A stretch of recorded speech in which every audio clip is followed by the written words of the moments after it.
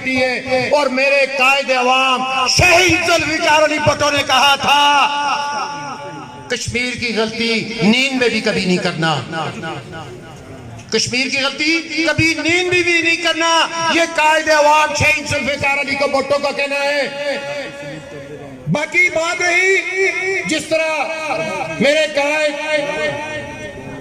बिलावल भुट्टो ने कहा है, उस बात पे हम अमल पैरा है इंशाअल्लाह। जो हुक्म भी पाकिस्तान पीपल्स पार्टी की तरफ से हमें हो रहा है,